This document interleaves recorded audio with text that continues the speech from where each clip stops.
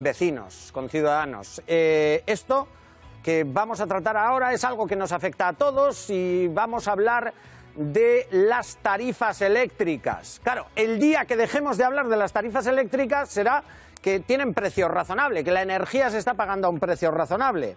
Bueno, pues os digo, en enero de este recién estrenado 2019... en el mercado mayorista se ha alcanzado un precio que supone un 40% más en el precio que se pagaba hace un año, apenas un año, en ese mercado. Tenemos con nosotros un especialista que nos va a dar datos y nos va a ayudar a entender esta situación. Está con nosotros Santiago Ochoa de Eribe. Santiago, arratsaldeon.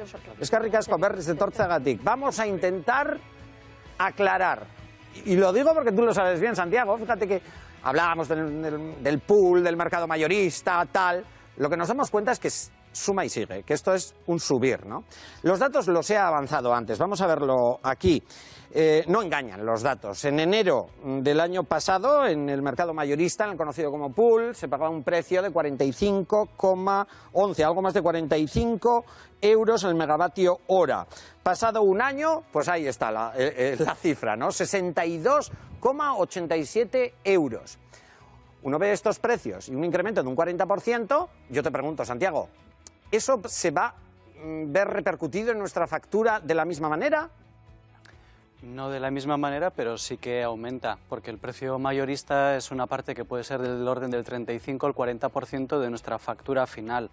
Entonces está claro que cualquier aumento, y en este caso estamos pagando a los productores, a los que generan energía, lo vamos a ver reflejado en la factura.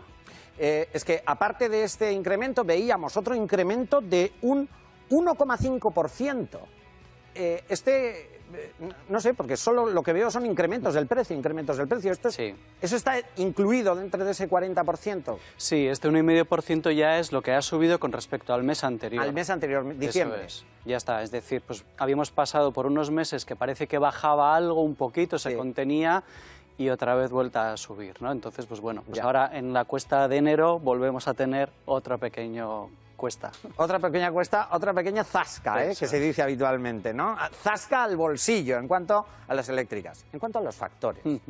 A ver, muchos hablan de, claro, teniendo en cuenta las bajas temperaturas que hemos sufrido y que en algunos sitios siguen sufriendo, es decir, que ha bajado la temperatura, hay más demanda. ¿Ese puede ser uno de los factores para que suba el precio? Sí, es uno de los factores. Siempre en la conformación del precio confluyen muchos factores, pero un importante es el de la demanda. ¿Cuánta energía necesitamos? En invierno, como sabemos, todos ponemos más la calefacción, los que tienen sistemas eléctricos pues van a pedir y van a pagar a través del sistema eléctrico, y es importante cómo se adquiere. Como la electricidad no la podemos almacenar a granel hoy día, pues tenemos que utilizar lo que se produce en cada instante. Y ahora mismo los productores no son los productores baratos, y ahí estamos pues atados a todo el mundo del mercado de las materias primas. Podríamos entrar también en aspectos pues relacionados con cómo funcionan los mercados, si alguien se aprovecha o no se aprovecha, pero sí que es cierto que pues la demanda, nuestra necesidad de energía confluye. Todo el mundo quiere energía la misma hora, a las 8 de la tarde, en su casita, el 14 de enero.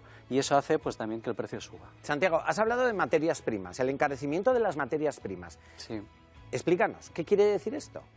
Pues que para producir electricidad, por ejemplo, hay instalaciones que utilizan carbón, que se quema carbón para producir electricidad. Y si el precio del carbón sube, ese productor necesita que en el mercado se adquiera el precio a un precio más caro por parte de los consumidores, con el objeto de cubrir sus costes.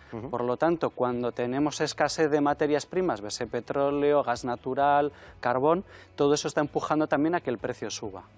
Y la no inclusión de renovables, es decir, las energías renovables, tantas veces escuchamos, ¿son las más baratas?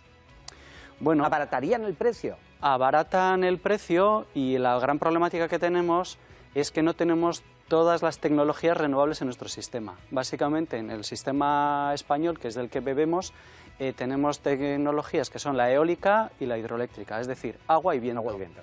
Llevamos un mes que podemos decir que de agua nada. Podemos estar muy contentos, no nos mojamos, pero sequía. Pero tiene este efecto. Y lo mismo con el viento. Si no hay suficiente viento, pues también nos falta una de las componentes importantes de una de las tecnologías que reduce los precios del mercado. Energía renovable, pero atención, porque yo leo, por ejemplo, ¿no? Los derechos de emisión de CO2. Eso también ha encarecido el precio. Esto ha sido un elemento que se ha introducido recientemente, ya que desde la Unión Europea lo que se quiere ya es transmitir el famoso dicho de que el que contamina paga. Entonces, en el ejemplo que ponía antes, si yo soy una instalación que quema carbón, la Unión Europea está diciendo usted va a tener que pagar además una multa porque está emitiendo CO2 que está dañando al planeta y por lo tanto lo debe pagar para que tomemos medidas. Pero ¿qué hacen estos grandes productores? Dicen, estupendo, voy a poner mi producto más caro en el mercado para poder pagar la multa. ¿Quién paga al final? El consumidor. Entonces, esto que ha empezado hace exactamente un año, pues estamos viendo que ha tenido un efecto pues, de incremento de los precios para todo el mundo. E incluso pues, grandes productores que utilizaban agua y que en teoría no se ven afectados por este tema, han dicho, ay, pues qué bien, pues vamos también nosotros a subir y recibimos más dinero. Así ganamos más, ¿no? Ya, el que no va a ganar somos nosotros, que nos va a llegar la factura a final de mes, suele ser, cada uno tiene unos plazos. Claro, no es por adelantar malas noticias, Santiago, pero mucha gente que te está viendo ahora se está preguntando, vale, ya nos ha explicado, ¿esto qué quiere decir? ¿Que a mí a final de enero me van a dar un sablazo bueno? Más o menos se puede calcular de aquí a lo que termine el mes. Bueno, es difícil porque al final entran muchos factores en juego. No es lo mismo una familia que en su casa tiene gas natural y tienes electricidad, si vives 2 o 3 personas o vives con gente mayor, que al final necesitas también pues, poner más calefacción, más electricidad. Hay muchos factores que afectan, pero está claro que uno de los que incide directamente no es solo lo que consumimos, sino el precio, y el precio pues está disparado. Claro. Así que malas noticias. Malas noticias. Una cosa es lo que has dicho y tienes mucha razón.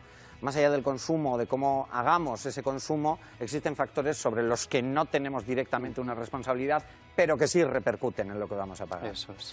Santiago Ochoa Derives, director de Goyener, Cooperativa de Generación y Consumo de Energía Renovable. Y una vez más, te tengo que decir, eskerrik asko. Zuei, Claudio. Eskerrik asko, Santiago. Ahí está.